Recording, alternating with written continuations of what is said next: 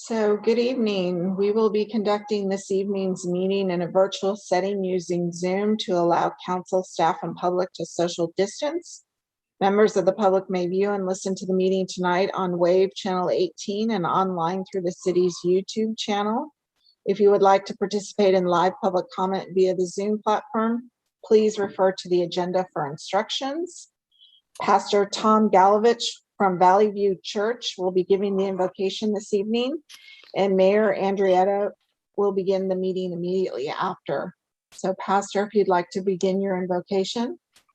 Thank you very much. Ask if we bow our heads. Father, we thank you for this opportunity to gather, to do the work of the city of Lincoln. We thank you for your blessings to us. We thank you for your goodness and these opportunities. Lord, I just pray that you will guide our leaders to the best things for Lincoln. We pray that you will bind their minds and their hearts together, that they could have unity for our city. And Lord, we also remember Ty Lenahan's family, that you would be with them this evening at the loss of this very, very great man. We ask these things in your precious and holy name. Amen. Thank you very much, Pastor Galovich. Really appreciate it. Okay, so it is, it's 5:59. Let's wait 1 minute. Not even a minute, I don't think. Just 6 o'clock. Wow, we were ahead. We were doing good. Most pastors would receive an offering now. I know. Too bad for you, we're on Zoom, right? Oh, yeah. Okay, yeah. Okay, it is 6 o'clock. I call this meeting to order. May I have the roll call, Ms. Scanlon, please? Yes, Councilmember Joyner. Here. Councilmember Carlskin. Here. Councilmember Lauritsen. Here. Councilmember Silhai. Here. And Mayor Andrietta. I'm here. Thank you for that. Item number 4 is, item number 3 is report from closed session. Ms. Molikoff, can you give the report on closed session, please? Sure. Thank you, Mayor. We did meet in closed session this afternoon beginning at 4:30, but while staff received direction, there is no reportable action. Okay, thank you for that. Item number 4 is the Pledge of Allegiance. And, I wasn't really sure if I'm the one who's supposed to secure that, but I guess so. So, Councilmember Lauritsen, would you lead the Pledge of Allegiance for us tonight? Myself. Okay, please stand, put your hand over your heart and repeat after me. I pledge allegiance to the flag of the United States of America and to the republic for which it stands, one nation, under God, indivisible, with liberty and justice for all. Thank you for that. I know you are always so willing to do that when we don't plan ahead. Appreciate it. The Mayor, you get to select your victims on that whenever you wish. Yeah, well, I forgot about that because I also line up the person for the invocation. So I'm always so focused on that, but I'll have to remember the Pledge of Allegiance too. So thank you, Bill, for doing that. I appreciate it. All right, item number 5, agenda modifications. Do we have any agenda modifications from the council? No. Nope. Is there any requested from staff? Are we all good on that? Okay, thank you. All right. Item number 6, presentations. Tonight, we're going to be given our annual comprehensive financial report. Justin Williams will present the 2019-2020 annual comprehensive financial report. Good evening, Mayor, council members. Hi there. So I'm here. I'll go ahead and share my screen for my presentation.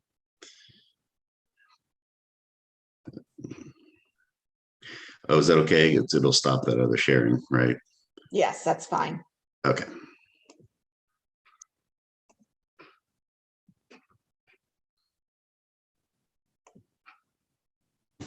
Okay. Everybody see that summary of audit results? Yes. Excellent. All right, I'm here to present the audit results for the city for the year ended June 30th, 2021. One thing I like to remind council members, members of management, the financial statements themselves are the responsibility of management. And it's our job as the auditor to come in and form an independent opinion on those financial statements to let the users of the financials know whether or not they're fairly stated. So that's the goal of a financial statement audit. So a little bit about our audit process. We break out our field work into two different stages. The first one, our interim field work, we did in June. It was nice to be back in person again and actually doing the field work in the field at the city's offices. So it was good to be doing that again, even though, of course, that could be changing again as we in the environment we live in. But it was nice to be back out there. Some of the different things that we do during the interim field work phase. We do a lot of planning. We review council minutes, meeting minutes since the last time we were out there the prior year. We review if there's any significant agreements that were new during the year. We look at those to make sure those are getting addressed in our audits. If there's been any changes in policies or procedures that we need to be aware of, we make sure we incorporate that. And then a lot of inquiry and interviews with different members of management and staff. Another big part of that interim field work time is documentation and testing of the different internal controls and financial processes. For the main areas that we look at what procedures and controls you have in place over any revenue that comes into the city. We also look at controls over cash disbursements, making sure there's proper approvals, timeliness of disbursements, things are being coded properly. Also look at payroll and HR functions as well, making sure that there's appropriate controls over pay rates, approval of payroll, timely payroll, et cetera. Also look at the financial reporting, what controls you have in place over how things are recorded in your accounting system, and then ultimately roll up into your year-end trial balance that we use to compile your financial statements. Also, another part of the financial reporting controls we look at is approval of different journal entries. We look at making sure that timely reports during the year are getting reviewed and approved as well. If we had any findings in the prior year, there usually is the result of this time of field work when we're looking at the different controls and processes. So if we had any related to any of those areas in the prior year, we make sure to review those to see whether or not they've been implemented. And if there's any additional recommendations that we have, we start to put those together during this time as well. So once the books are closed, usually takes a couple months for that, for finance to get ready to, for us to be able to do our audit. They go to close everything, prepare a lot of schedules, do a lot of year-end entries. So we come out October is when we do most of our June 30th year-end audits, at least those that are ready, like the city of Lincoln. I think this is the part of the audit that most people think of an audit because it's the testing of the numbers. So it's a testing of the balances at year end at June 30th, as well as activity throughout the year. There's an example of a few different types of tests we do.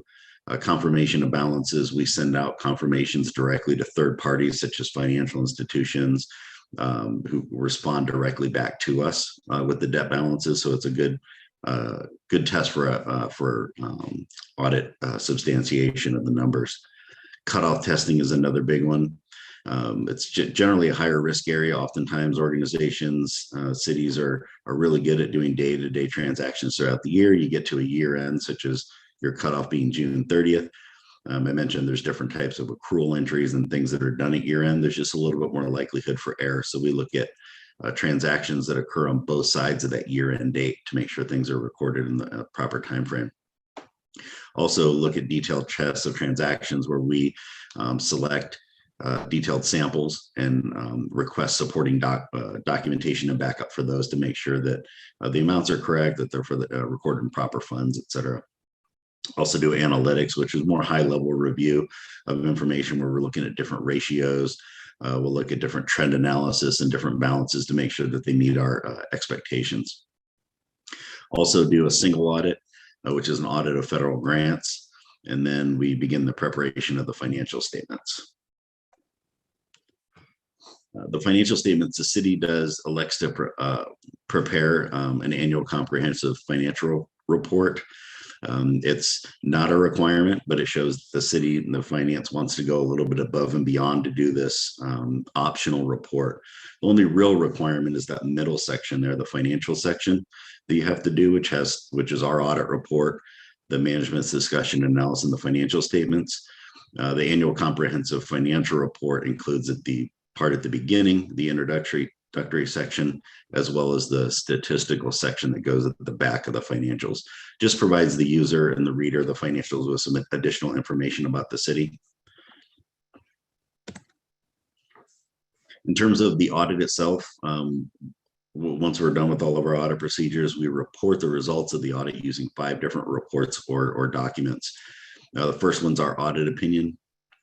We also do a government audit standards report, a single audit report, and then 2 separate letters, the communication with those charged with governance, and then the management letter. So I will go over the results of each of those. The first one, as I mentioned, the independent auditors report, that's our main report. That is our report on your financial statements. There are 4 different types of opinions that an auditor can issue: unmodified, qualified, adverse, or disclaimer. Unmodified is what you want, and that's what we have here. It's a clean audit opinion. And it basically means that their financial statements as presented are materially correct. So definitely good news there. The next report we issue is our government audit standards report. And the majority of the government audit standards apply to us as the auditors. We're required to have additional training to do governmental audits, and there's different things that we have to have in our internal controls to make sure that we're in compliance with the government audit standards. The way that it affects the city is if we have any findings in your internal controls, we're required to put them in one of 3 categories: a material weakness, a significant deficiency, or a controlled deficiency. If any of these rise to the level of a material weakness or significant deficiency, we include these in this government audit standards report. It's in a prescribed format. And I showed this little chart here just to illustrate the improvements that the city has made over the last several years in terms of the different findings and internal controls that we've had. We do have a separate management letter, which are still some recommendations to be done, but those can be considered pretty minor. The main ones here are material weaknesses and significant deficiencies, as well as compliance exceptions. But as you can see there, in 2018, there were 2 material weaknesses, 4 significant deficiencies, and 3 compliance exceptions. And then over the last several years, the city management has worked to get these down. Many of these, just due to the nature of them, could not have been resolved within a year or even 2 anyway. So it's pretty good that they were resolved just in that time frame. And as you can see, in 2021, there were no material weaknesses, significant deficiencies, or compliance exceptions. So definitely very good news there. I mentioned, last year we did still have the material weakness related to special assessment debt funds that had carried over a couple of years. That was implemented. And then we had the 1 significant deficiency last year as well related to capital assets. And again, that was implemented in the current year as well. So good news. I mentioned the other report that we issue, our single audit report. This is our audit on the federal funds. Any organization in the U.S. that receives more than $750,000 in federal funds has to get this additional single audit. And the city obviously gets quite a bit of federal funds. And so this year there were 2 major programs that we audited. There's different calculations that we have to go through to determine which grants get audited in a given year, which means there are major programs. So those are the 2, the highway planning as well as the coronavirus relief funds were the federal programs that we audited this year. Just additional procedures that we go through to make sure that expenditures are being spent in accordance with the grant, as well as different federal requirements for federal grants. Unmodified, clean opinion, no issues with the federal funding at all. So good news there.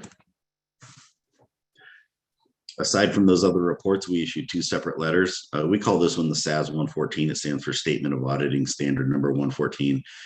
In addition to our audit opinion, we're required to communicate to you as council certain other items under the audit standards. If you had any new accounting policies that were implemented during the current year, there was one, GASB 84 was implemented, changed the look of the financials in terms of the fiduciary activities. Nothing too crazy there. It just reported a little bit differently now. We're also required to let you know if there are any estimates in your financials.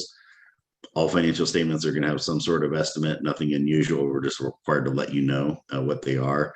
Depreciation, allowance for uncollectible accounts, the allowance for the notes, estimate for the city's post-closure environmental landfill liability, and then the unfunded pension and OPEB liabilities. All those by their nature are considered to be an estimate, either because there's an actuary for the last 2 or some sort of estimate. Again, nothing unusual. We're just required to let you know.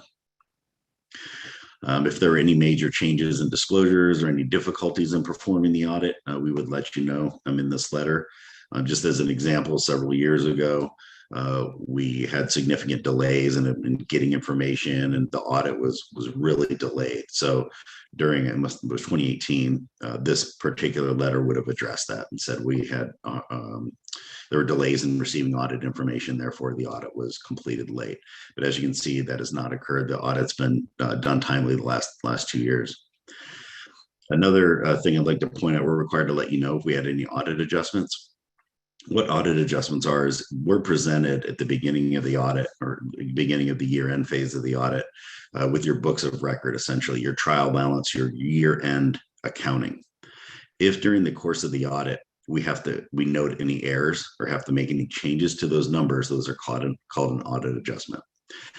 Almost always we have a few. There's almost always a few things for accounting, timing of the audit. We have a few of them. We had a lot in 2018, as you can see, we had over 50. And that also is right in line with what I mentioned earlier with the issues with the controls, the material weaknesses, all that. As you can see, those have gone down, and we're down to 6, which is very reasonable. And for a city the size of Lincoln, that's pretty common. I'd like to see that drop down a couple more next year, but it's still really good. We also had 2 what we call immaterial adjustments, very minor adjustments that were done. I mentioned earlier that if we have any major issues with your internal controls, we consider them to be material weaknesses or significant deficiencies. Those get reported on that government audit standards report, and there were none of those. However, we had a couple that are more like general recommendations for improvement on this management letter. Again, not as significant as the material weaknesses or significant deficiencies, but definitely things finance is going to want to look into and work on correcting these going forward. So in summary, we had an unmodified or clean opinion on the financial statements, no material weaknesses or significant deficiencies or compliance exceptions. That's great news. We had the 5 items on the management letter, thinks it could still use a little bit of improvement in terms of processes and controls. The audit was filed timely again this year, 2nd year in a row, maybe 3rd, 2nd for sure. And then again, as I showed in that one chart, the continued improvement in the financial processes and internal controls. City management's done a great job in the last couple of years of improving things and getting the controls and processes in order. I will stop sharing my screen.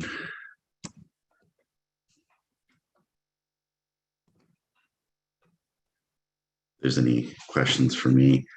And I would like to say though, before, if there's any questions, is that Sandra, Ms. Cook, and the rest of the finance staff does a great job in preparing the amount of information.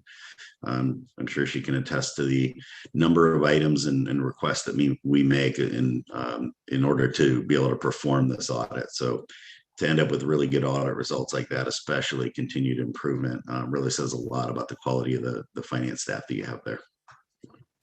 All right, thank you, Justin, very much. I really appreciate that information. It is so wonderful to have such a clean report. I mean, that is just very thrilling. And so thank you for that. Thank you staff, Sandra and Ruth Ann, and all of the accounting staff for their hours and hours and hours of work. Really, really appreciate it. So let's go to the council and see if you have any questions or comments. Councilmember Joyner. No questions. I'll just reflect what you've already stated. This is a really good report. I'm pleased to see it. I'm pleased to see the consistent improvement. And let's keep going. Let's get better and better as we go along. I agree. Thank you. Councilmember Carlos Skint.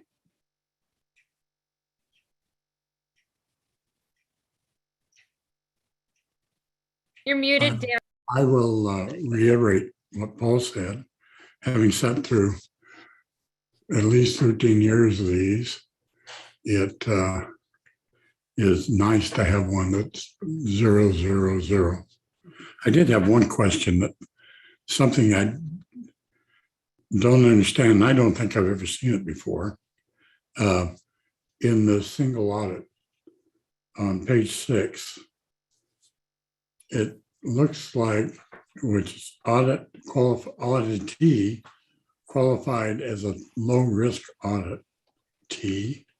No, that sounds like we're a high risk. Why? I've never seen that. Sure. No. Yeah, that's a good question. So what that means is, for the purposes of a single audit, in order to qualify as low risk, you have to have 3 consecutive years of unmodified opinions, which you do. The audit has to be filed timely 3 consecutive years in a row. And the single audit is required to be filed within 9 months after your year end. And so next year, that will drop to a low risk auditee.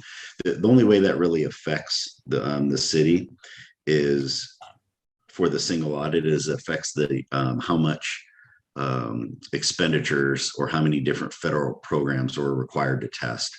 If you're not a low risk, we have to make sure we test at least 40% of your total federal expenditures. If you are considered to be low risk, that number can drop down to 20%. So it's a requirement of how many federal programs we need to test. But again, I expect that will go to a yes next year. Thank you very much. That was the only question. Okay, thanks. Councilmember Lauritsen. Yes, I want to thank Sandra for the good work that you've done. It's great to have a unqualified financial report, and it gives the city council good information for which to make decisions. Thank you. Thank you. And Councilmember Sohai.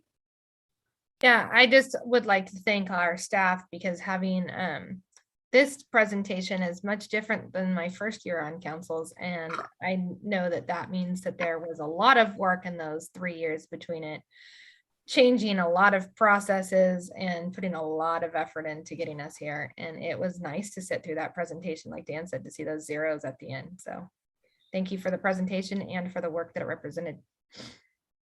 Good, awesome. Okay, so let's go out to the public. Are there any public comments on this presentation? Ms. Scanlon? Yes, Mayor, we do have a hand raised. Richard Pearl, please go ahead.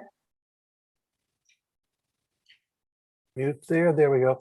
Thank you. Justin, first, let me just congratulate you and the firm on the professionalism that you brought to this process. I know how difficult it is. I know we're a very complex city, and you have really brought a lot of professionalism to us.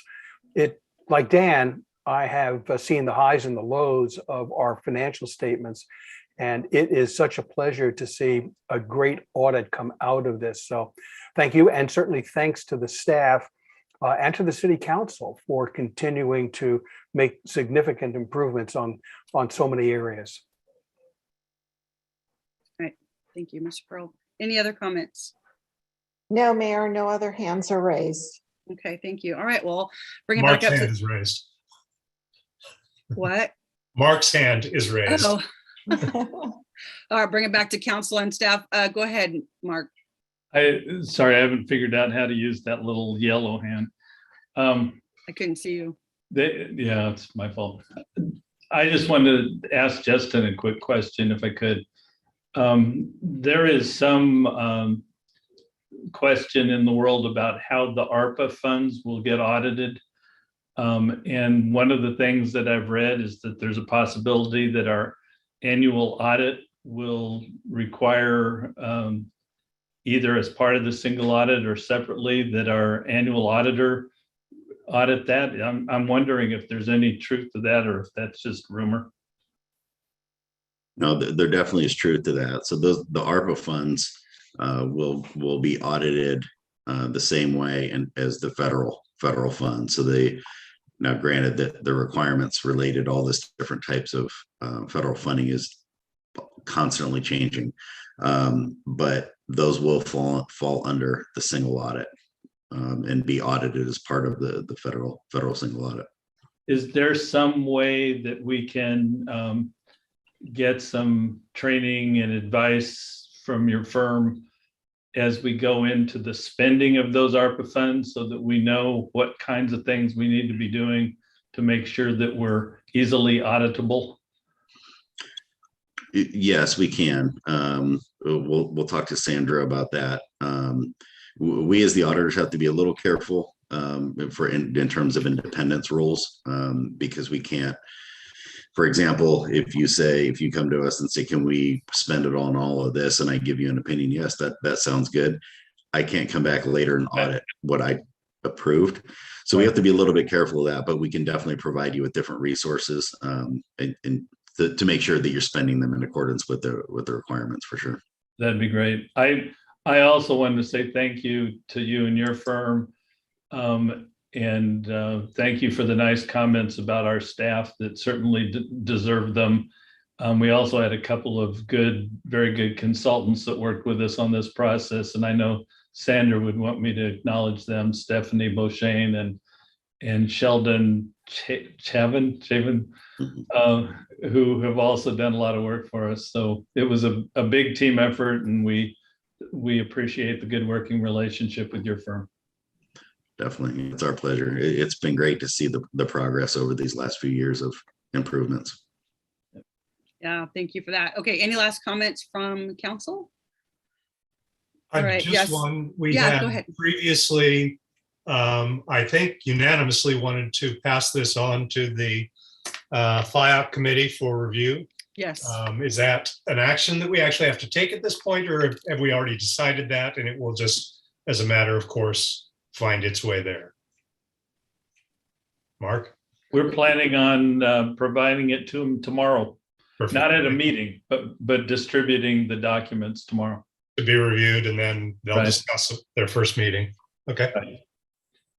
Thank you. All right, that's a good question, Councilmember Joyner. Thank you. So thanks again, Justin. Really appreciate you and your firm and all the work. And just to say again, I remember sitting through those years of the reports being super late, and the public is mad, and where's the audit? And so I feel really proud at this moment of the work that our staff has done, and that the decisions that we try to make. And so it's really great to sit here and listen to you tell us good news. So thank you very much again. Really appreciate your time, and we hope you have a good evening. Thank you. Thank you. All right. Okay, so that takes us to item number 7, public comment. So this is the time for public to speak on any item that is not on the agenda. Ms. Scanlon, do we have any public comment? Yes, we do. Albert Schreiber, please go ahead. Yeah, good evening. Thank you, Albert Schreiber. I'd just like to recap a little bit of the last regular city council meeting. There was a Sigma presentation. After the presentation, I made some public comments regarding the city's plans as it is stated in their documents, city documents, EIRs, etc. And one of those many comments I tried to make was that, essentially the city is planning to overpump groundwater. After the public comments, council had an opportunity to ask questions and make comments. I appreciate Ms. Andreotta posing some questions. I thought that was great. I wish there was more from more of the council. But anyway, Mr. Carl Skit at that time made his comments where he acknowledged that in 2011, the city overpumped the groundwater, creating a problem. He also acknowledged that at that time there was no drought. It was just normal rainfall, normal rain season, no drought. And he also acknowledged that it has the groundwater table has not recovered. Well, it recovered all but 7 feet.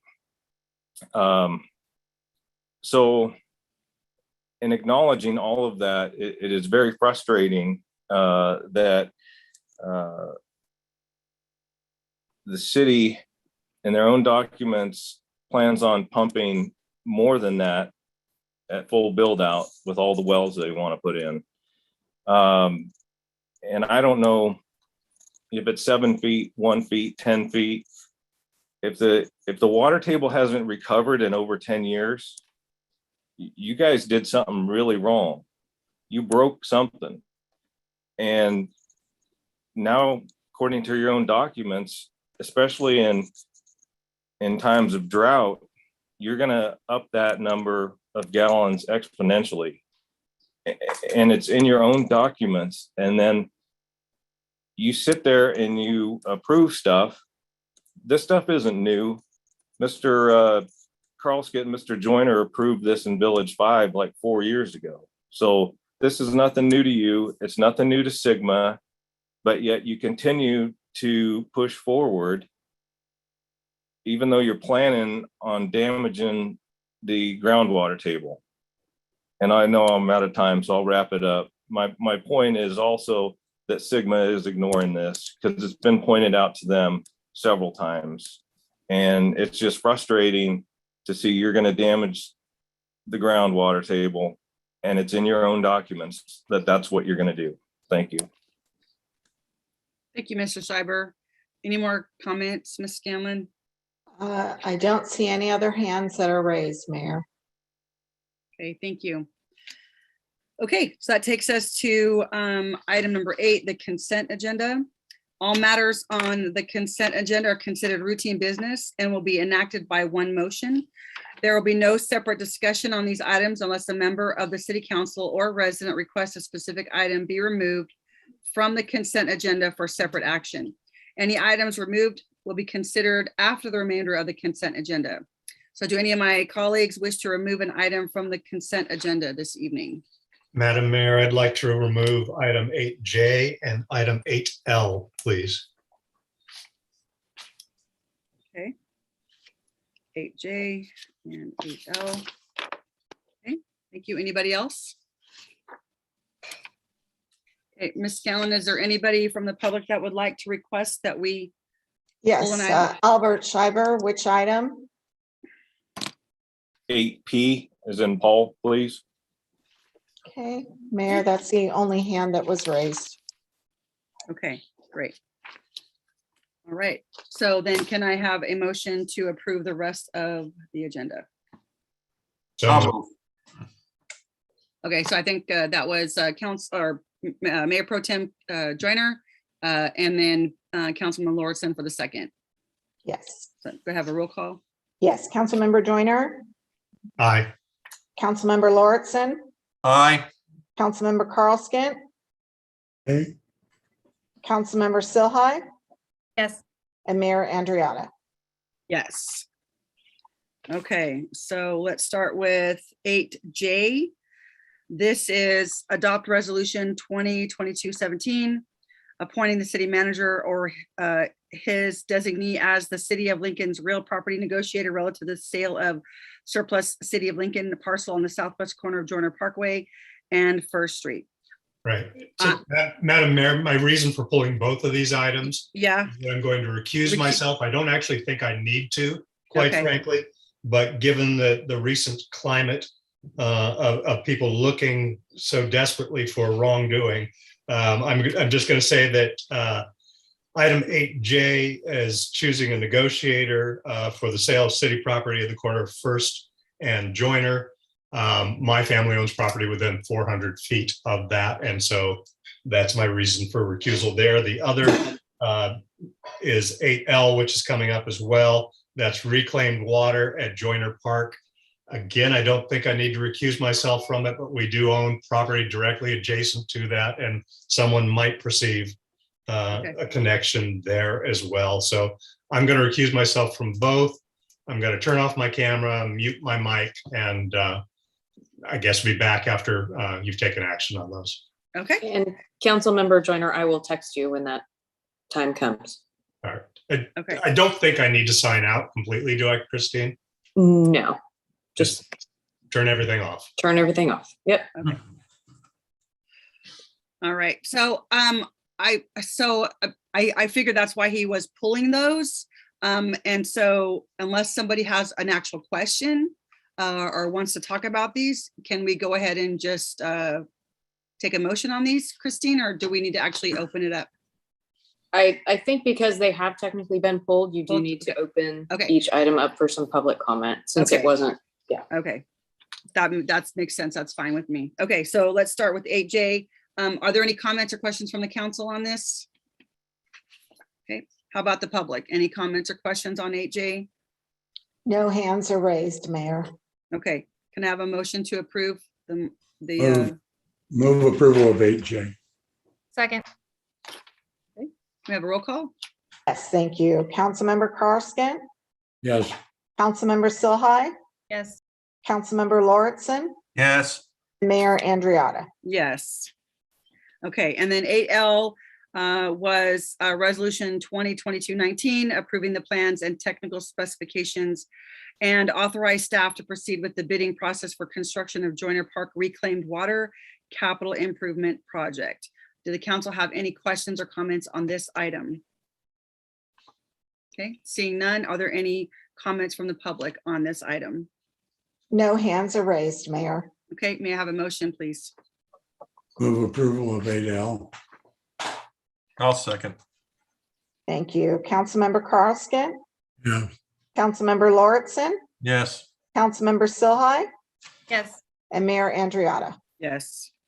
Okay, and then so let's have Mayor Pro Tem Joyner come back.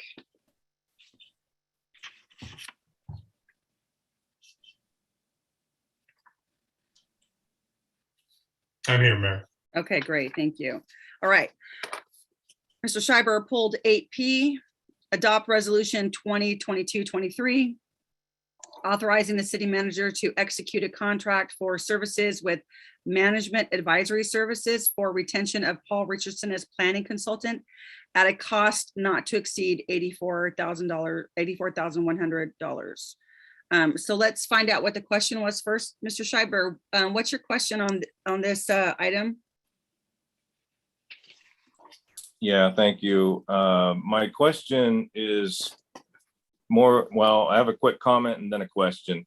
So my comment is I've watched over the last number of months where staff that you're trying to retain has gotten raises and or promotions with new job titles, so on and so forth.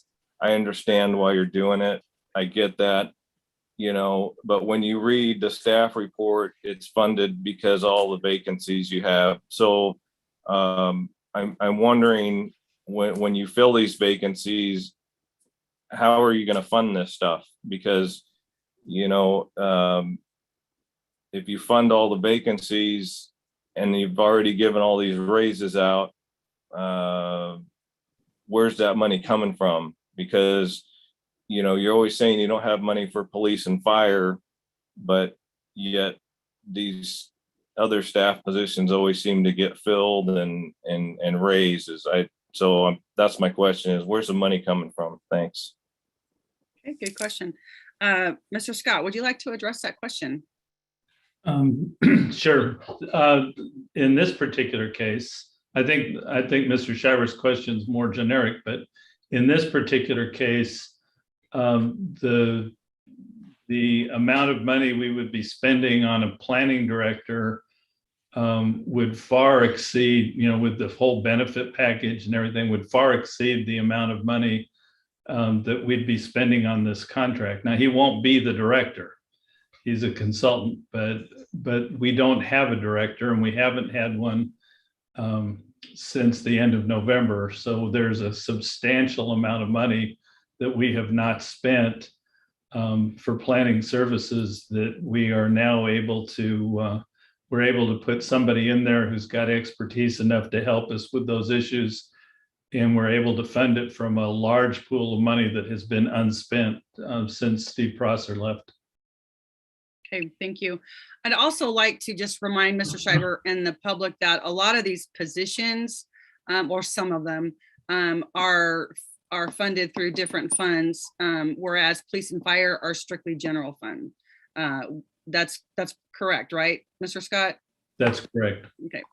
And so money comes from different places. And so that's why public safety is more of a struggle than others.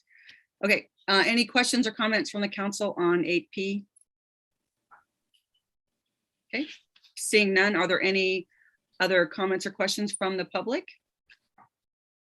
Mayor, I don't see any hands raised. Okay, thank you. Can I have a motion then, please? Move that we adopt resolution 2022-23. Second, Hey, can I have roll call, please? Yes, Councilmember Joyner, Yes. Councilmember Carlskin, yes, Councilmember Lauritsen, Yes. Councilmember Silhai, Yes. and Mayor Andriotta. Yes, thank you for that.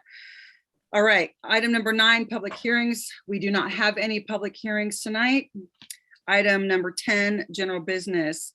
10A is to have a discussion regarding continued findings made pursuant to AB 361 as part of resolution 2022-10 adopted January 11th, 2022, allowing for remote meetings.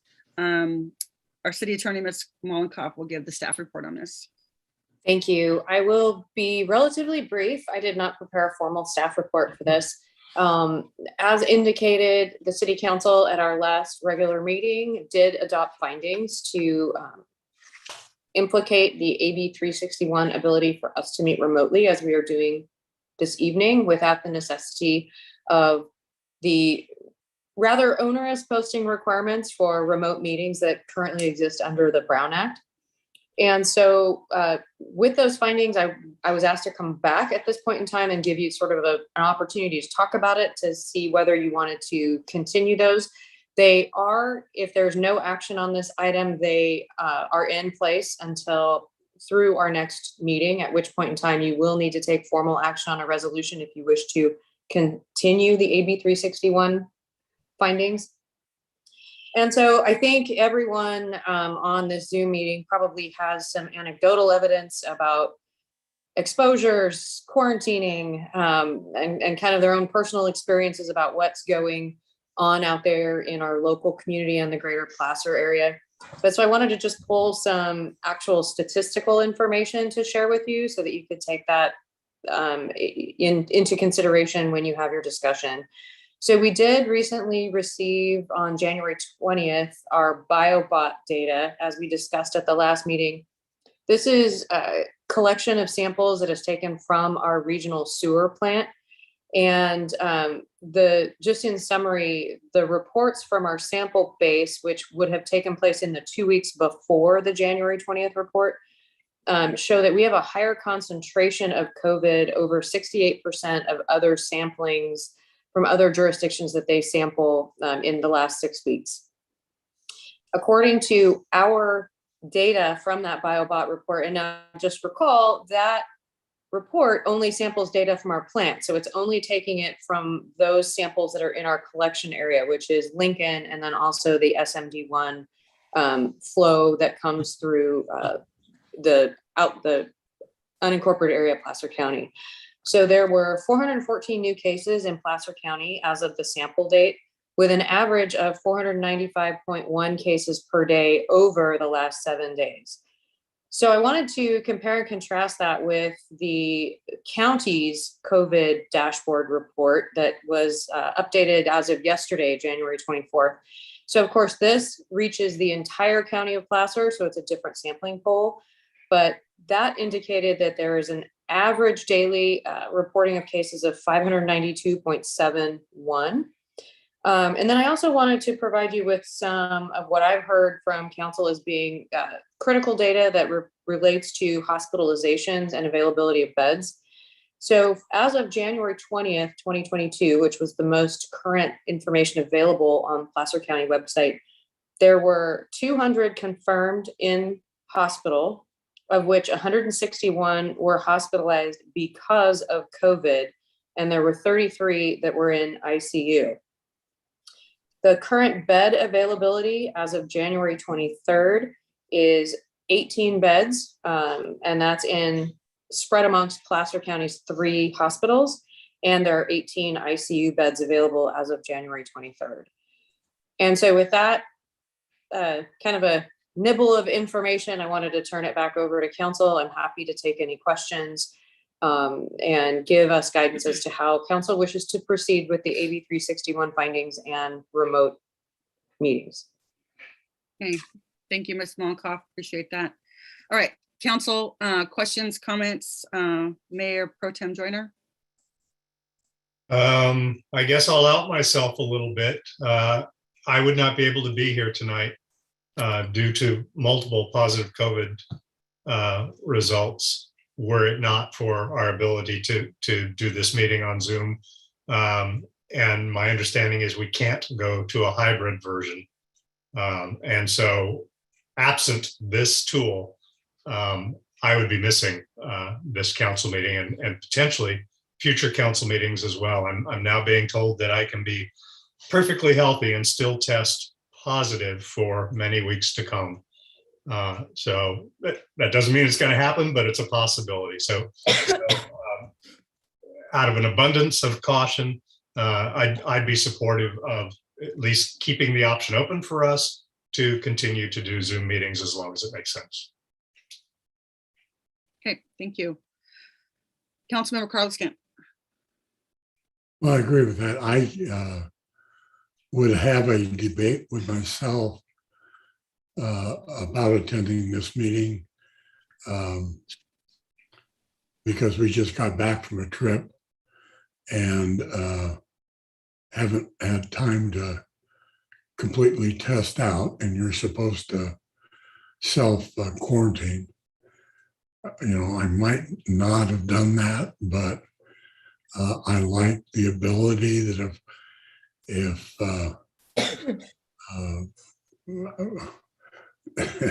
if we have the capacity to self-quarantine by using Zoom, and this is the only way you can do it, then I want to continue it.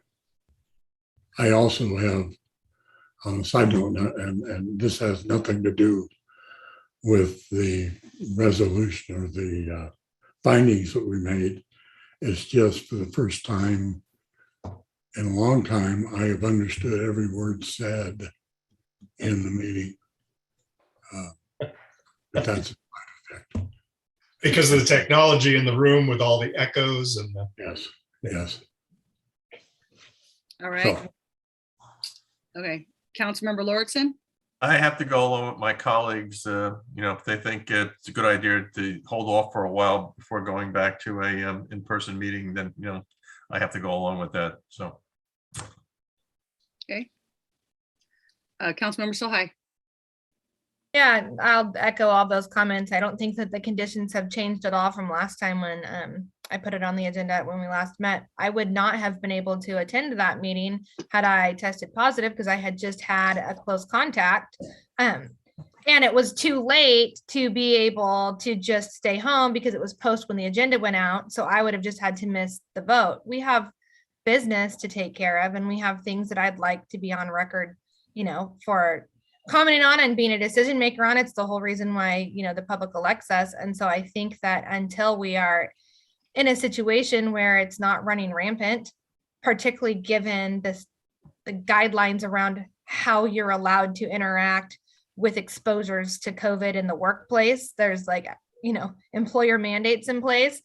I think it's irresponsible for us not to. I mean, we could find ourselves potentially 3 or 4 of us having had a close COVID contact, having some sort of symptom, and all of a sudden not being able to show up to vote, and the people's business doesn't get done. So I think that it might be really irresponsible for us not to continue it, at least for this month. Okay. When you say for this month, do you mean through the first meeting of February, for the next, for the next whole month? So it's, Yeah, I know every 30 days, but I got my Yeah, 5-year-old trying to say goodnight. we will have to bring a resolution before council at the next regular city council meeting in February in order to continue them if you want to continue those findings. Correct. Okay. But we can do that virtually, correct, Christy?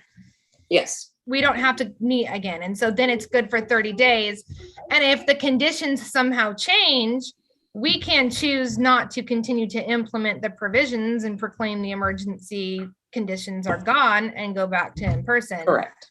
But right now the conditions aren't changed, and I don't want to be caught where we're in a position where either our staff can log on, but where we can't participate. We can't come, we can't vote. We can't have the public come to our house if we are sick. If we're not sick, but we're just in quarantine and it's past when the agenda has been posted, we can't participate because we can't do hybrid that way. I think we get ourselves potentially caught up in a situation that's not good. Okay, thanks. All right, so let's go out to the public and see if there's any comment on this. Yes, Mayor, I do have a hand raised. Byron Chapman, please go ahead.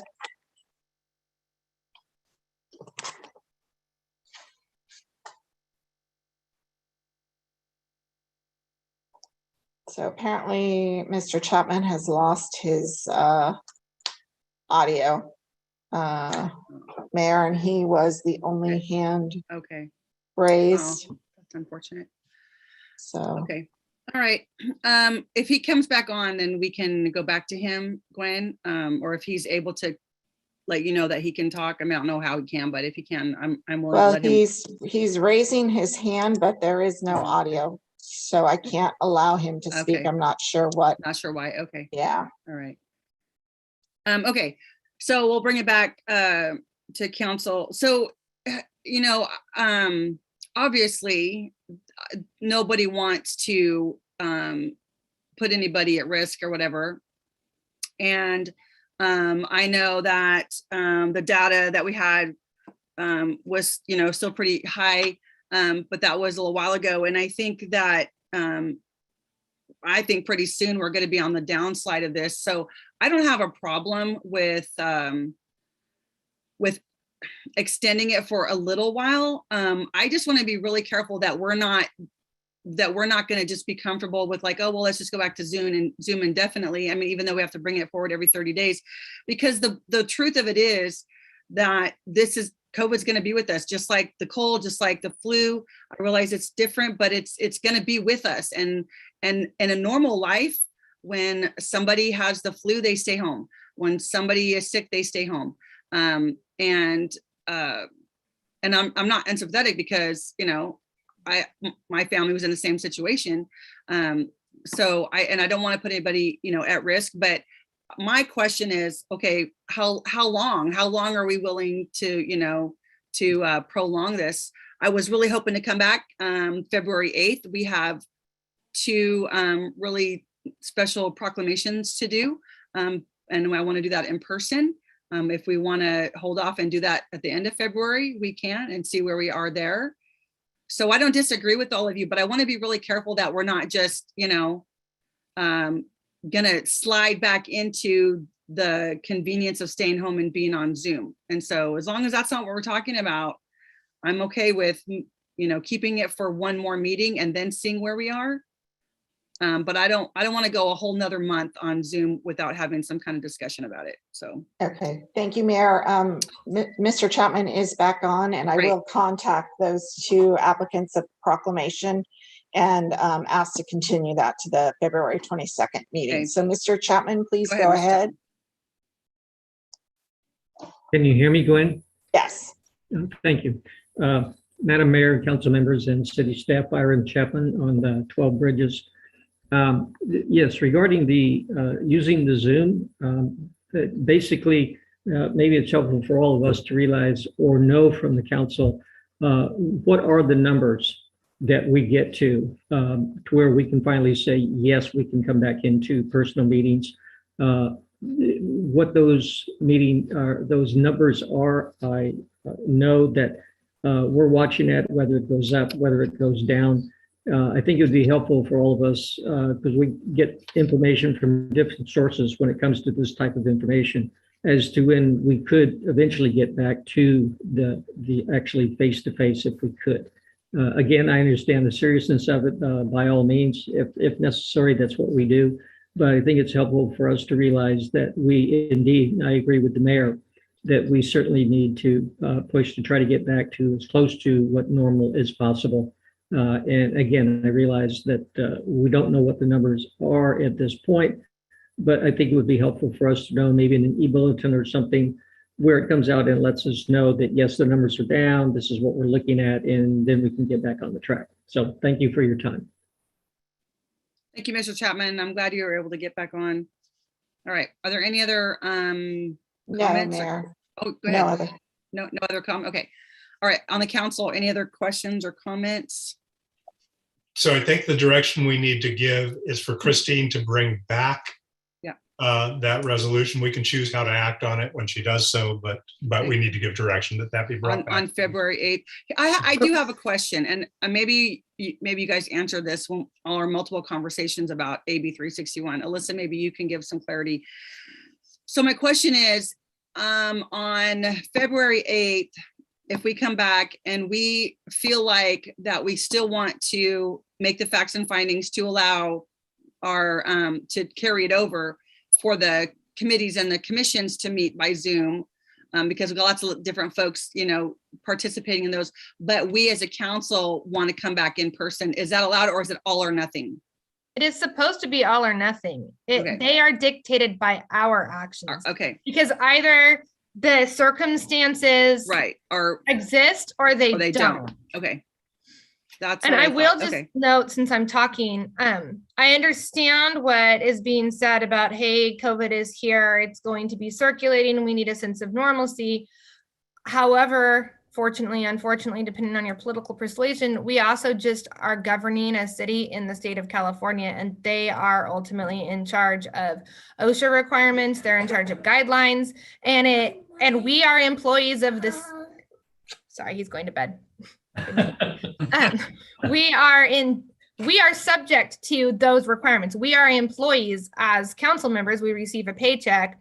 We are legal employees of the city of Lincoln, which means we are subject to those requirements. So even if we're not sick, but there is an employer mandate that you may not have somebody who has been exposed to COVID come into the workplace, we are required to get a test, and it has to test negative before we can come, right? And it has to be 5 days after. So let's say I get exposed on a Saturday.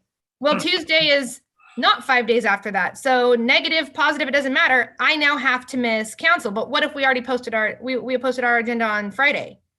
So I'm not sick. I don't know if I'm sick or not, but legally I'm not allowed to commingle with other employees.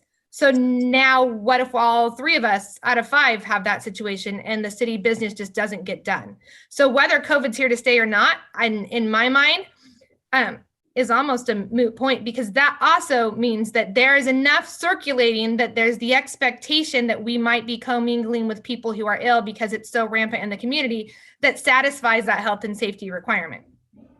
And so for me, I think that is really where my comfort level becomes very uncomfortable, is that because we're operating under these conditions that we might not be able to get business done, but they are all predicated on the prevalence of COVID right now. So I don't think that those will probably still, even if those employer, requirements are happening in March, I don't think that it will be circulating with such no, I think it's veracity. I think it's already going down. Like, I know, and this is just anecdotal, but at my school, like 2 weeks ago, We had a great percentage of kids that were all out sick or on quarantine. Today, they were almost all back. So I think it's making its way. I think that in just a little bit, it's going to be pretty much, waning, hopefully. But again, and I get what you're saying, Alyssa, but again, I mean, for how, yeah, okay. And I think those, employer things, they change all the time. I just don't think that we can, just continue to just keep dragging it out till God knows when, right? So, but I understand your point, and I'm not disagreeing that we should at least hold it over till February 8th. I just want to be clear that, I think it's on the downside, and we'll look at the data and we'll see where we are on February 8th, but I'm not interested in like March, April being on Zoom. That's what's great about the 30-day, right? Yeah. Every 30 days, we have to make a new proclamation that has facts and findings that support it. And so either the facts and findings are there or they're not. Yeah. So we're not binding ourselves to anything past February. All right. Yeah, thank you. Okay, Dan, go ahead. I see your just hand. Anecdotal. Both Starbucks were closed, everything except the one that had drive-through. Yeah. And it's all because of this Omicron. variant. Yeah. No, yeah. No, I know that. And I agree. That's like serious, by the way. I know. Yeah. Starbucks. Yeah, you close Starbucks. That's serious, right? I agree with you, Dan. Yes, very serious. Yeah. So, okay. So I think we all agree that Christine's direction is that we will be Zoom on February 8th, but we'll bring the topic back to rediscuss the next meeting after that if we want to continue.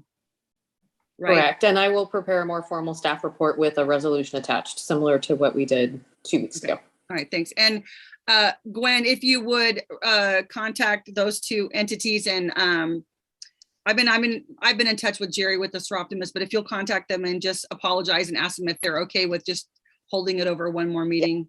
Yes, for sure, Mayor. Thank you. I appreciate that. All right. Okay. So thank you all for that. I appreciate the conversation.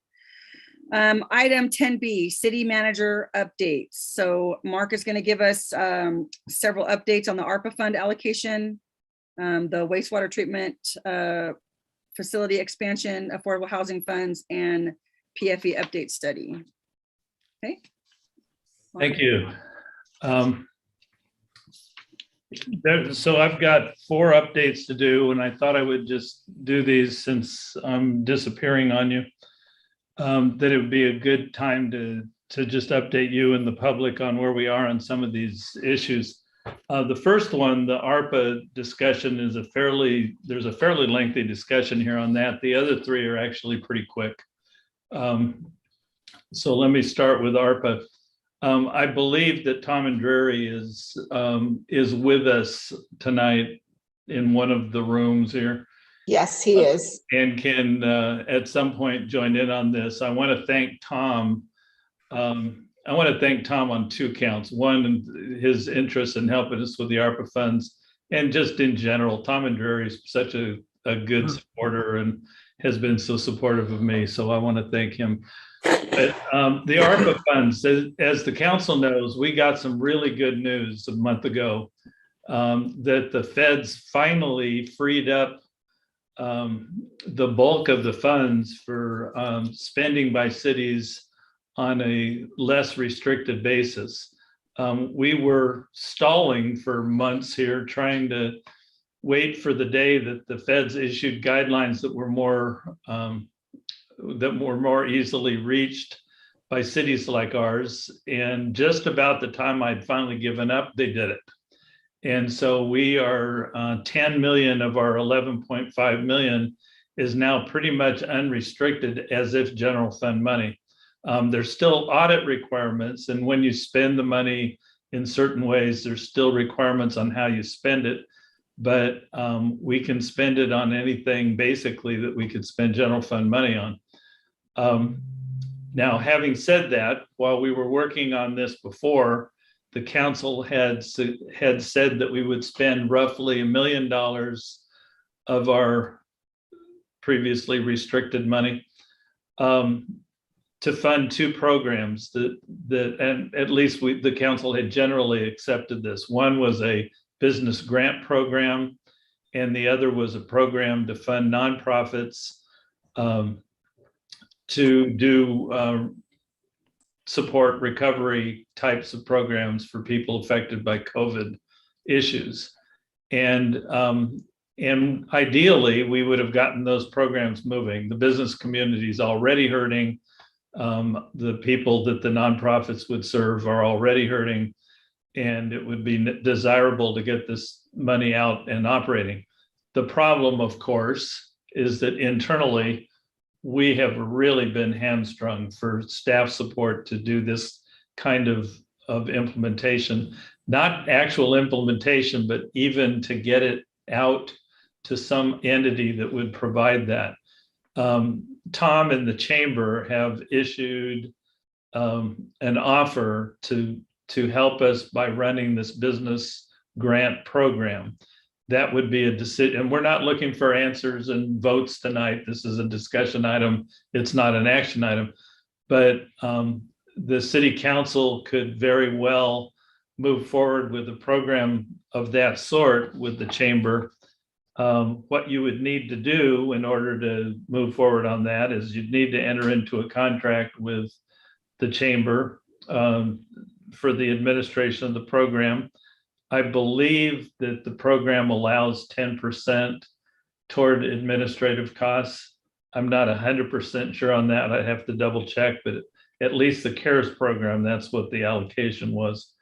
The council would have to decide how much of the money to allocate to the program. We talked at one point about 300,000, but we also talked about $1 million. So conceivably, the council would have wanted to make that number bigger. The council would need to indicate to the chamber what businesses you want to be eligible, what criteria would apply to businesses in order to be eligible, what kind of an award system. And by that, I mean, there's basically 3 different systems that cities have used in allocating CARES money and now ARPA money. One is a random allocation from eligible applicants. So you take all the applicants, qualify them, and then you do a random selection. That's if you have more applicants than you have money. Another one is first come, first serve. We did that in India. It worked fine. I would rather, I think, have done random allocation. And then the final one is to use some kind of a subjective rating system. That can be done. It's just much more complicated in order to do it. And then finally, there's the issue of setting it up from the beginning so that you're able to audit what needs to be audited when the time comes to audit the money. The reason that's important is because cities that don't follow the rules are subject to having to repay the money. I am told that any business that applies for a business grant program will need to register with something called sam.gov. I have no idea what sam.gov is, but I am told that they have to register under that, which probably helps determine eligibility. For instance, they have to account for any other support they have received from federal, state, or county, if the county got the money from federal or state sources. And there are criteria under which businesses would not be eligible if they had received other funds. Again, I don't know the details of that. I'm just told that's something that we'll have to be aware of if this program goes forward. The city is required to provide 1099s to entities that receive the grants, meaning they're taxable. And just a lot of other kinds of things that you would expect to have on a federal program. So that's basically where we are with doing a business grant program. Got to start somewhere, and on a agenda soon, I hope the city council will decide if you want to move forward with this with the chamber, then some work needs to be done to create that contract. And then I think you're ready to go. The other program we talked about, the nonprofit agencies that are interested in receiving funds to direct toward their work with the community is not something that we have talked about specifically. There was a suggestion yesterday that perhaps the Community Foundation might be interested in administering it. I have no idea if they would, but that would be a third-party entity that wouldn't be an applicant, that would be involved in managing it. There are also consulting firms that do this kind of work for pay, and they would be an option.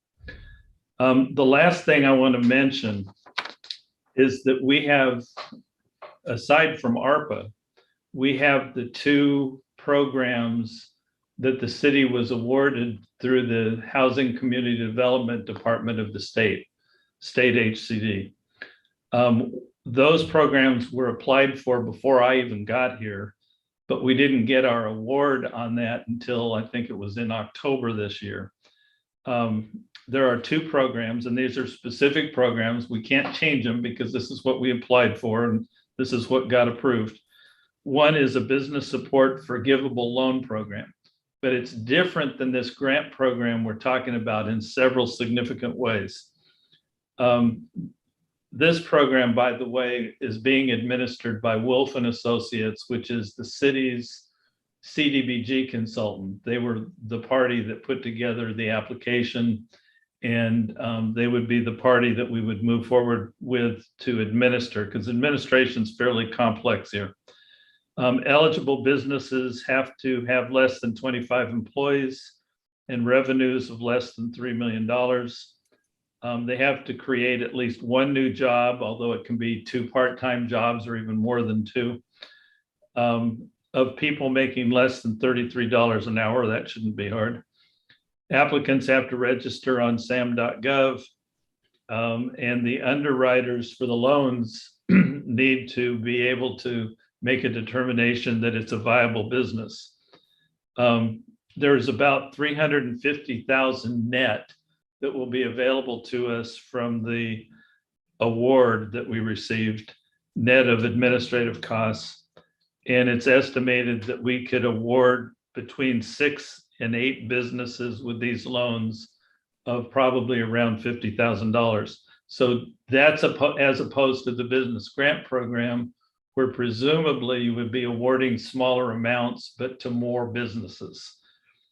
The other HCD program is a micro enterprise grant program where the owners of the businesses have to qualify as below an income level. I don't know what that level is, but it's below an income level. The businesses must be within the city limits. There's a few types of businesses that are ineligible, but it seemed to me most of them were identified as businesses creating illegal business activity, which seems pretty easy. The awards can be used for working capital, for equipment, for new hires. Probably about 200,000 is what we have available to us from that grant. And it's estimated that about 5 such grants could be issued under that program. So those are the business support, community support grant monies that the city council has talked about moving forward on. I think obviously it's time to try to move it, because this is one that's needed. And obviously I'll be moving on. So I'm giving you that update and turning it over to Sean, and hopefully this will all work out. And I do think on that one, Tom was interested in talking, if you want to entertain that now before I go on to the other 3. Yeah, that'd be great. Tom, go ahead.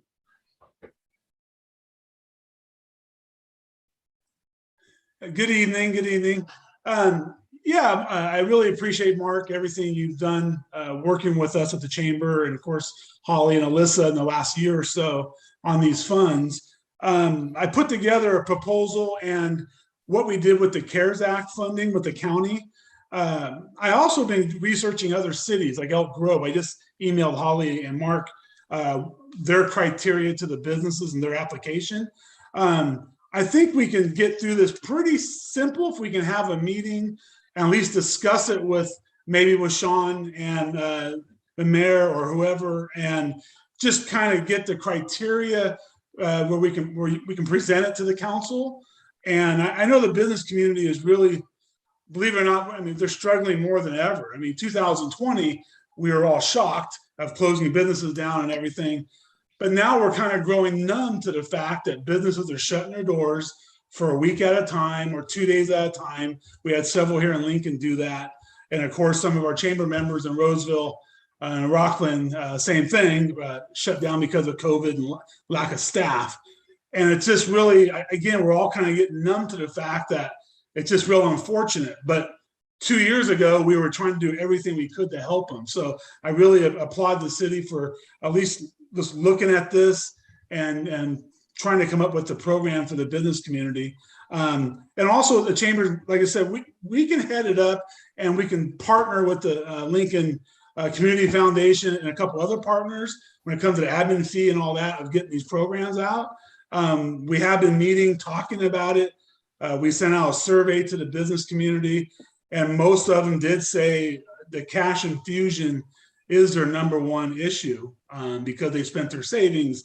They've, they're trying to retain their employees, and I can resend that to you.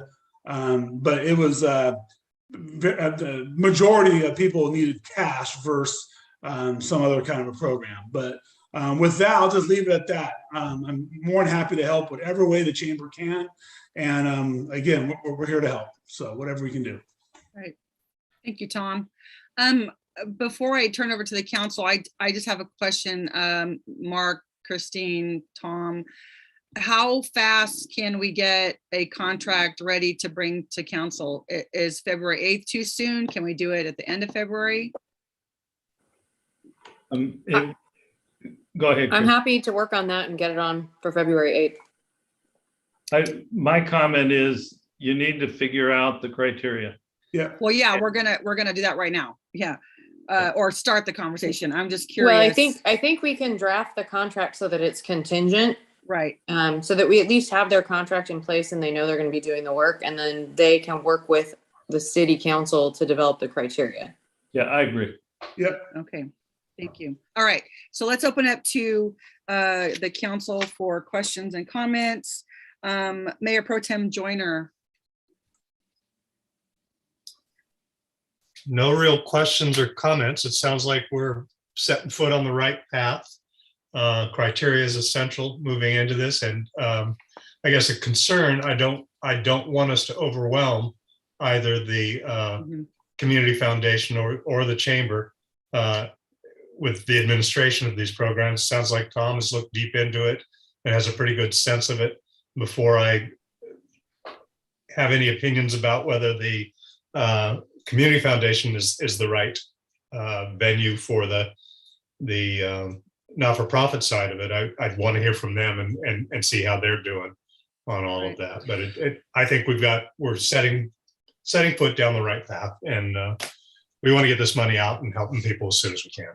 Good. Well, just as a point of information for you, I met with Jen Bedwell on Saturday morning, and she does the books for LCF and a lot of other entities, nonprofits, and she actually just came on to do the books for the 4th of July Foundation, and she seemed really excited at the opportunity to help Tom administer the nonprofit side. So that's still up to council whether they want them to do it or not. But as long as they're not applying for any money, that I don't see a conflict with that. And Jan, I don't know if you know her, but she's really awesome. So I don't think they would be overwhelmed. I think they want to help. So and that, just make sure I'm not on mute again.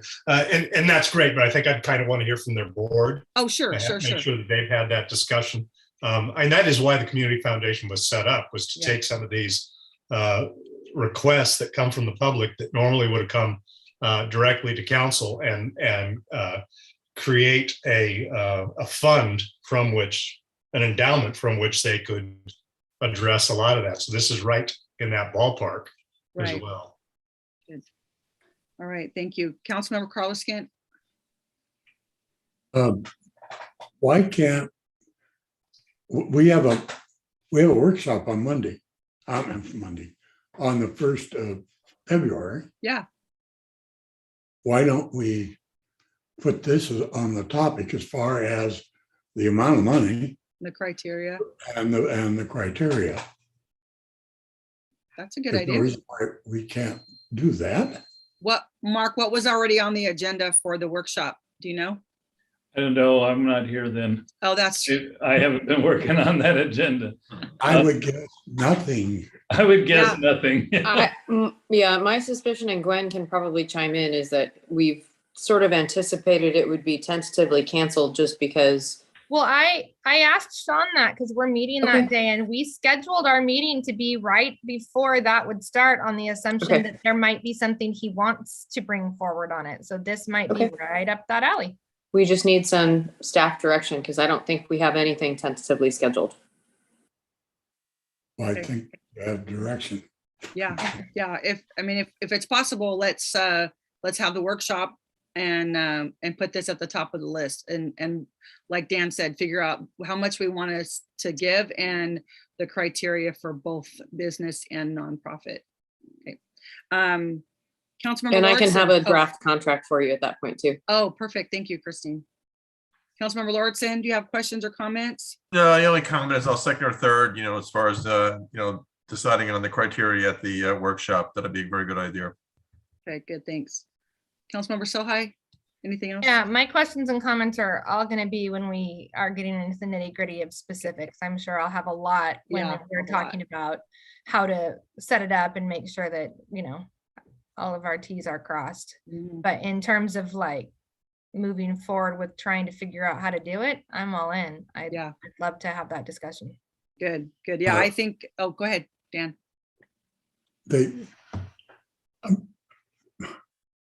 Did you say that there are firms? I know you did for the HUD stuff, but that there are firms that function like Tom's having the chamber function for the business loans. That there are firms that that we could turn over the nonprofit stuff to. That will do it for 10%. Yes, there's firms that specialize in CDBG management, and the ARPA and CARES Act is very closely tied to how CDBG administration is done in California. So there are firms that are doing that kind of work on different ARPA aspects. That's an option. I'm not saying you need to use one, but that is. No, I'm just some of the foundations that I've worked with in the past can't do this kind of thing for 10%. Right. Can't or won't. Right. So that, but if you find a firm that will, then that's fine. Okay. That's fine. All right. Okay. Let's see if the public has any comment on this item. Yes, Mayor, I do have a hand raised. Gary McDonald, please go ahead. Thank you. I just wanted to say that I'm very appreciative of the fact that the council is looking at funding nonprofits in the area. I know that the mental health and the financial ability of families in Lincoln have definitely suffered over the pandemic. In fact, and as I've mentioned in numerous presentations, because I go out and speak a lot to different organizations, different chambers, we've seen a 40% increase in suicidal ideation in the children that we're seeing at Lighthouse. As a matter of fact, we have 2 families that have a child that attempted suicide and thankfully failed. We have seen an increased number of children that are cutting and other behaviors that are dangerous. So the funding will definitely be used to improve the mental, should Lighthouse be awarded anything, or the other nonprofits. It is appreciated and definitely needed. So thank you for your time and your consideration. Hey, thank you, Gary. Thank you for everything you guys do. Any other public comments, Gwen? No, Mayor, no other hands are raised. Okay, so bringing back to the council, it sounds like we are gonna set this for workshop on is that next Tuesday? Yeah, okay, yeah, next Second. Tuesday. Yes, the second, and we'll talk about criteria and how much money and look at a contract for the chamber to help administer this. Any other comments or questions on this item? It's been our practice not to take action at the workshops, not to actually vote on anything. There's been a few exceptions. But I guess I'd recommend that we keep to that practice and simply give direction to staff and then move the item to the next council meeting. Yeah, and then we'll take a vote on the 8th after we workshop it. Yeah, I would agree with that. I would agree with that. Yeah, definitely. Yeah, just to be clear, that's on February 2nd. That's Sean's second day. So he's got full plate. But he's not online right now, so. But I think he's anticipating a workshop because I tried to schedule with him for that hour, assuming it was canceled, and I got the hour before it. On the assumption that he might want to bring something to the workshop. That's great. How about we do this? How about we make this tentative and we check in with our incoming city manager too? I think that would be good. He's got a full first week. Yeah. But that doesn't mean that, again, I can't get started on drafting a contract and working with Tom and Drury, because I'm sure he has lots of great ideas about criteria and things that we can bring back in a more fully fleshed out staff report that's ready to go, as opposed to, kind of going off half-cocked. Right. Good. Okay. Thank you for that. All right. Number 2, Mark, financial advisory services for the wastewater treatment expansion. Yes, I'm happy to say that we're continuing to move this one forward. I think the last time we talked about this, I said I'd be bringing back a contract with Fieldman Roll-Up, the financial advisory firm. Turns out that their contract only calls for $30,000. In the interest of time and getting them going, I signed it. And if I won't be surprised if it goes higher and additions beyond 35, we'd have to bring back to the council. But they're a very fine firm. They know what they're doing, very highly experienced. And I feel very good about moving forward with them. The other aspect of this that has to go at the same time is finishing the solid waste rate study that was started over a year ago by NBS, the other consulting firm. We have been consulting with them. I say we, the county staff and Angela Frost and myself have been consulting with NBS to get them going again. And they believe that they can move that effort along. We're changing it a little bit because now there will be 3 different fees. There'll be a wastewater collection fee that the city has for its collection system, a different fee that the county has for their collection system, the whole SMD 1 pipeline and all that. And then there'll be the fee for the plant itself, the treatment at the plant. So that's a little different than how NBS started. The other aspect that's critical to our agreement on moving this forward is that what they call the BOD content of the sewer flow, the wastewater flow, which is the heavy materials, we'll call it that go into the flow that are more expensive to process than regular flow. The agreement there is that we will be working up a fee that those who produce the heavier BOD pay a higher fee that's proportionate to the extra cost that's involved. So there is some work to be done on doing that. NBS didn't do the BOD study. West Yost engineering firm did it. And so West Yost and NBS have agreed to cooperate with us to work on that aspect of the fees. So all of that's moving. I mean, this is all behind the scenes and the world wouldn't see that, but the plans for the plant are pretty far along. We just have to get the rest of this together. The final step in all of this, of course, is the government structure, which the 2x2 will be continuing to take up. We're working right now on trying to schedule a 2x2 meeting the week of February 14th. And I don't know whether that'll work out, but they're making calls and trying to get that scheduled now. I have offered to come back and be part of that effort as a volunteer, which you all will need to confirm with your new city manager and let me know if I'm invited to continue to participate. It would be my desire to do so. I just don't want to walk away from this while it's in this stage.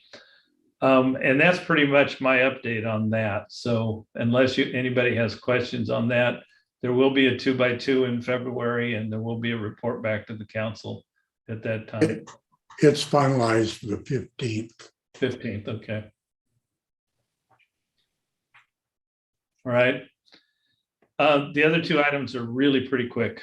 Affordable housing funds. I just thought it would be important to point out that when Housing Trust Placer came along with the project that didn't end up going forward, we looked into and realized that we have these two primary sources of funding. There's actually a third smaller one, but sources of funding that can be used for affordable housing. The primary being the old RDA set aside money, and the other being CDBG money. And there's a little bit of home fund money in there as well. The easiest money to use is the RDA money, but the CDBG money needs to be used. And this is my point in raising this. The community development people for the state of California have let people know they're going to be very aggressive going after recovery of funds that have sat this long without being used. So it's really important, I think, to put this on an agenda, not on the council agenda, but on the staff's agenda, to move something along on use of these funds. Our city has not in recent time had anybody on staff designated as the housing coordinator. CDBG, affordable housing, homelessness, other services that relate to this whole housing arena. We need to do that. We need to go beyond doing just development services work and start getting into some of these other areas again. So I put that on here just simply as a reminder that that's something that needs to be moved along before the city gets a letter taking that money away. I think it's less than $1 million, but a few $100,000 is not something we want to lose. Anything on that? Any questions on that? Okay. The final one on here is what we call the Pfe Update Study. The rest of the world calls it a development impact fee study, but we call the Pfe Update Study. That has been drafted. That's a monster. I sent it to the council. I hope you all had a chance to look at it. I'm sure you've all memorized all 200 and some pages, but it's very important. It's a study that is supposed to be done regularly. The last time we did it was 2012. When we charge fees, they're supposed to relate back to a study that's a current study. The good news is we're probably undercharging. And because we're undercharging, people won't raise that issue. But someone could raise the issue. This study needs to be moved forward for consideration and eventually for adoption. So I would be remiss if I didn't make that a point of, as I'm walking out. Did the same thing in Indio, and they finally adopted the darn thing. So I'm suggesting that this is something that's got to be on a 2022 work agenda to get done. And with that, I'm done. This is the same study that's been sitting since 2019, has been run through BIA, and everybody else, why hasn't it come to us to approve it? If there was a study in 2019, I'm unaware of it. This came to me in, I forget what the date's on the cover of the one that I sent to you. But it came to me since I've been here. Steve Prosser brought it in and said that Goodwin had completed the study and brought it in. I did send it to the BIA since I've had it, but only then did I send it, and they didn't say they'd seen it before. So I think it's a different, at least it's an updated version. Dan, remember that after that other one went through, there were some issues with some of the like foundational assumptions, if I'm recalling correctly. And I think we had to go back at it. Yeah, but I thought that was essentially done before the city engineer left. And that was a year ago. Yeah, It's I very think that this is the frustrating. fruits of that. I think this is the result of that hiccup. Okay. It just took a really long time. Yeah, there were a lot of glitches in the spreadsheet that were discovered. Yeah. And, you know, we're also still trying to deal with some of our wastewater treatment and all of that kind of stuff, which is obviously a critical component of the PFE fees as well. So it's been a work in progress, and we've just been short staffed. We haven't had engineers to really help us work on it. And I know you guys get tired of hearing we're short staffed. And then we've had kind of a turnover in consultants as well. Well, the good news on this right now is that the work on the study is done. Now we've got to do the process with the BIA and with the public. And that's very doable. Are there any other questions on any of the last three things that Mark just presented? No, none from council. Okay. Gwen, are there any hands raised for the public for any of these items? No, Mayor. Okay. All right. Okay. Well, Mark, thank you so much for the update on all those. Really appreciate that. Hang tight for a minute there, buddy. Council initiated business, item 11. Do any of my colleagues on the council have any council initiated business? Mayor Pro Tem Joyner? Maybe one quick one. We all agreed a while back that we owe the city attorney her review. I just wanted to check in, see where we are on that process. I've been hoping to schedule it, but then we've gone to these virtual meetings, and my preference would be to have it in person with you. Oh, definitely. So I'm just kind of waiting until we can get a time and date where we can schedule it in person. I just don't want you to think that we've dropped the ball on that. No. It hasn't been you at all. It's been me. I've scheduled it, and then we went virtual, and then I kicked it, and we are still virtual. So I'll wait until February 8th, which is our next regular council meeting, and then we'll see where we are, and I'll try to get it scheduled where we can do it in person. Right. I was going to say, let's try for the mid to later half of February and get that done. Great. Thank you. Hey, Councilmember Carliskin, any business? No. Councilmember Lauritsen? No. Councilmember Silhai? No, because I don't think council initiated business would be initiating a giant thank you and warm send off to Mark, would it be? Yeah, we're going to get to that in just a second. All right, because that's the only thing I have on my mind. Okay, we're going to get to that in just a second. All right, information. Oh, I do have one business thing. Dan, maybe you can speak to this. And I actually did hear some information this morning on our joint governance meeting. I had a resident contact me about a Pioneer issue that several, I guess everybody, a lot of people, I don't really know how many people use Pioneer, but that on an average, they've been overcharged $8.11, like that's an average for quite a while. And the comment was, we're supposed to be, being charged less than what it would be for PG&E, and a lot of people are really angry about that. So I said, okay, I'll find out. This morning, I forgot who the person, it was somebody who works for Pioneer, said that they've adjusted the rate and kind of explained and I forget the whole explanation, but that would be corrected. Can you speak to that just real quickly? Is that a real problem or not? Well, the problem is rate timing. You have not been overcharged because our rate was higher than PG&E. That's what our rates were. Our rates are not set exactly coincident with PG&E. And the commitment of Pioneer is to keep the rates below PG&E.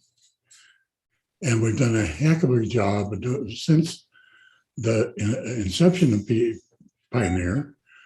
But for the last 4 months, that hasn't been possible. And we don't want to change the rates and then 4 months later, change them again. Our rates are going to change in March. We have a meeting in February where we go over them, a public meeting, and then we publish them and then they go active. I can't remember the exact, but it's a rate setting thing. The commitment of Pioneer is to give, the commitment is if we can, give a lower rate than PG&E. But the purpose of Pioneer goes way beyond that. And it turns out that the last numbers I saw, we've always said 3%. Yeah. We're going to be considerably above that come March. Okay. Okay, and but rates are rates, they're set, and they stay in place until a time. Oh, right. Okay. Okay. Right. Thank you. And you reminded me, had an email when I was in Hawaii from Lena, and I didn't respond to it, so Okay. I'll probably do that. Anyway. Great. Thank you for that. Okay, that's the only business I have. Any information items other than our thank yous to Mark, because we're going to all do that in just a second. Any other information items? Mayor Pro Tem Joyner? No. Okay. Councilmember Carlskin, any information items? Not really, except that I should say that the WAPMA, Western Placer Waste Management Authority, reaffirmed their original vote to award the contract to a company from Texas for the new system. And so we went through, we affirmed it, or we approved it, and then we reaffirmed it because the other contractor didn't think they had a fair deal. Yeah, that was a good meeting. You guys did a good job on that. Councilmember Lordson, any information items? No information items for me. Okay, and then Councilmember Silhai? Not tonight. Okay, all right. So I'll go last. So Councilmember Silhai, would you like to start? Mark, you got your hand raised. Did you want to say something first, or can we talk about Let you us say first? nice things about you first, Mark, and then He hates big send-offs, just a heads up. I'm going to disregard his comfort level. They've muted you as well, Mark. Yeah. Yeah. I didn't even know how to raise my hand. I'm not sure how that got raised. Sorry. Oh, okay. All right. No, All right, Alyssa, go Mayor, ahead. as mayor, you go right ahead, and we'll echo all your comments. Are you sure? Okay. Absolutely. All right. Well, I mean, what can we say without going on and on and on? I mean, we could, I could get super emotional, but I won't. Mark, I'm super grateful that you applied for this interim job. I remember, and I told you this before, that, and it wasn't your fault, but when you were having a hard time getting on the Zoom call with us and you had to use your phone or whatever, my thought was, who is this guy? But you just have been such a godsend. I mean, nothing is ever perfect, right? You've been throwing a lot of curveballs. You've had to pick up a lot of extra stuff that we weren't anticipating. But what really, I mean, your professionalism and the fact that, I mean, I'm just so blessed that you came here when everybody in the city business knows you, right? And that you brought just a level of legitimacy and professionalism to Lincoln. And I just really appreciate that. I appreciate that you hung in there on the hard days when it seemed like everything was going crazy, and it still is. You've been a good friend. I've learned a lot from you, and I just really want to say from the bottom of my heart, thank you for applying, and thank you for making that trip back and forth from Fresno every week. That can't be easy. Thank your wife for her sacrifice of time, because I know that's not easy, right? And did you receive your basket yet at home? Okay. No, I haven't been home. Okay. Well, I don't know where they're delivering, but we all pitched in, or we're all going to pitch in, and we sent you a gift. I really wanted to try to do a reception for you tonight, but then we remembered, oh yeah, we're on Zoom, and then you're going to be gone. And with, COVID and all that, I really wanted to do an in-person reception so staff could come, so council and any public who wanted to come. So I'm sorry we weren't able to do that. Maybe later when you come back, as a consultant or whatever, we could have like an informal little, party or something. But just from the bottom of my heart, thank you so much for everything you've done for falling in love with our city, because, and what I think is, this is not goodbye, it's we'll see you later, because I know we'll see you later. Thank you. You're welcome. All right. Are we going to go in order, or you guys want to just jump in? Mayor Pro Tem Joyner, you want to go? I will go, absolutely. All right. So Mark, I truly want to thank you for the wisdom and professionalism and vision that you brought to our city. I've been through a number of city managers now, and you have taught me a great deal, not just through your sharing of your experiences and your knowledge, but in the things you looked at and the things you found that no one in the past had apparently ever considered doing. And so that is such an incredibly valuable thing. We were in closed session today talking about exactly one of those types of things where after 13 years on the council, that was the very first time that I had ever heard a particular piece of information. It shouldn't be that way. Everyone should be as knowledgeable and experienced and as good as you are. So let me just say, I guess to agree with Holly, we are blessed that you, for some reason, took a look at our request for help, thought that might be an interesting challenge, and jumped in. I think you have given us a solid foundation for Sean to come in and build upon. And because of your work, I think that Lincoln has a very bright future, and I'll be grateful for many years to come. And I hope we can pull you back once in a while just for fun and work on some projects that need doing. We couldn't have asked for anybody better. I have shared time and time again with others that you are one of the best city managers in California. I believe that when you came on board. I believe it even more now. Mm-hmm. Thank you. Thank you. Thank you. Councilmember Carlos Kent. I'm surprised because my idea of what you were going to be like, when I heard you took the interview the first day that you were really retired and then took the job from that, whether you really had all your marbles. Because I don't think we wasted any time laying out the problems and the opportunities, sometimes some of them insurmountable opportunities that we had in Lincoln, and you just grabbed them. And I have enjoyed your counsel, your professionalism, and particularly enjoyed watching your interplay with Onkoja, with the county staff, and your ability to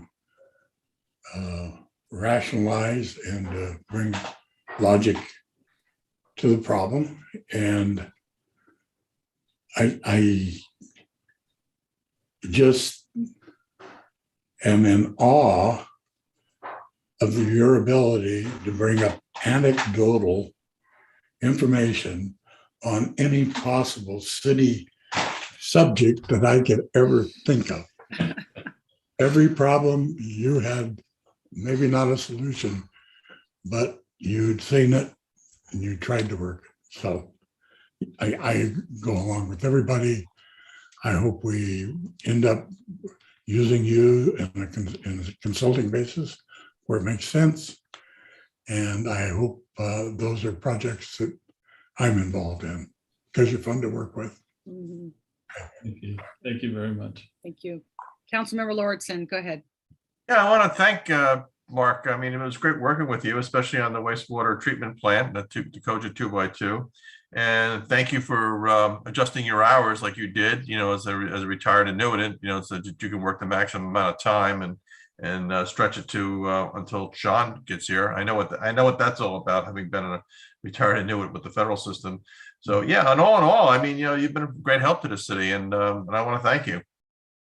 I think we're in a better place for it. Thank you, Bill. All right, and Councilmember Sohei. I love that I get to be the last one because I think you're probably squirming in your chair and deeply uncomfortable with all of the accolades. And if you ask Dan, I can talk forever. So it's fitting that I get to be last to just lay copious amounts of thanks on you. I echo everything that my colleagues said. I think that at the time that we needed to go out to find an interim city manager, it was more like a bat signal. And we really needed the right person to be able to come and just get us through so that we could continue on the trajectory that we had started. It was a really difficult time to lose that momentum. And you never know, right, when you're going out for an interim, if you're going to be able to get someone who wants to be more than a seat warmer. And then you showed up and you have absolutely held our city together, held our staff together. What I learned from you is what a council and city manager relationship should look like, how that functions the right way, the best way. I think what a city manager and staff relationship that is motivating and healthy and positive looks like. And I hope that we remember those lessons and we demand that moving forward. I think that we wouldn't have gotten someone like Sean to come if you hadn't been here. And I'm really excited about the tone that the city is about to take on. And I absolutely credit your leadership and support in helping us get there. So I think that our city can be really excited about the future that's coming. But I would also really like to thank you for your contribution to that and acknowledge that we only got there because you were really adamant in making sure that we could get there. And all of our staff and council really wanted to get there. And we made a really good team these last 6 or so months. And so I will just say a see you later instead of a goodbye, but also that means that we'll have to see you later. So, yes, and again, what Holly said, thank your wife, because I know the personal sacrifices that you made for us and they did not go unnoticed. And if you get home and see an empty basket, there was actually something in there. Right. There was lots in there. And, you know, just one last comment too, before we let you share your thoughts, Mark. The other thing that I really appreciate is how much time you spent with Sean to fill him in and to get him ready to step in and start on day one. I mean, not like Alyssa said, you didn't just, you know, warm the seat and just bide your time and collect your paycheck. Like you really worked hard to get him ready. And that is much appreciated. So I wanted to say that too. Would you like to say anything before we adjourn tonight? Yeah, I'll say a couple things. I've been doing this long time. My first city council meeting was in October of 1972, the first meeting where I was a staff member with the city of Clovis. And that's a long time ago. So I look at tonight and I think to myself, well, if I don't do this again, this might be the last one that I ever do. It's actually a very emotional time for me. I'm grateful for the chance to come here. It's not a matter of feeling like anybody needs to thank me. I'm grateful for the chance to do this. I collect these experiences as if they're children. I have loved this experience. I've loved this community. It's just a great place full of really good people. I'd